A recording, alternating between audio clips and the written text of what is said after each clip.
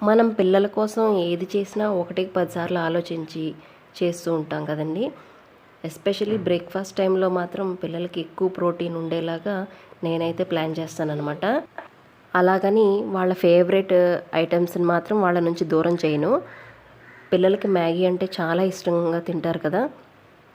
So, అలాంటప్పుడు మనం ఇలాగా ఆటా నూడిల్స్ గానీ ప్లాన్ చేసామంటే చాలా బావుంటుందనమాట. మైదాతో కాకుండా మనకి గోధుమ పిండితో చేసిన నూడిల్స్ దొరుకుతున్నాయి కదా ఇప్పుడు.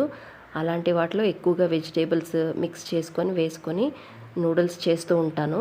ఎలాంటి సాస్‌లు దీంట్లో నేను మిక్స్ చేయను. మ్యాక్సిమమ్ ఇంట్లో ఉండే మసాలాసే వాడతాననమాట.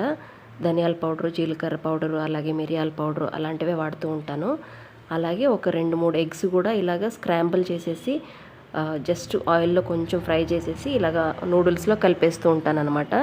వాళ్ళకి సాటిస్ఫైయింగ్‌గా ఉంటుంది. మనకి హెల్తీగా పెట్టామన్న సాటిస్ఫాక్షన్ ఉంటుంది.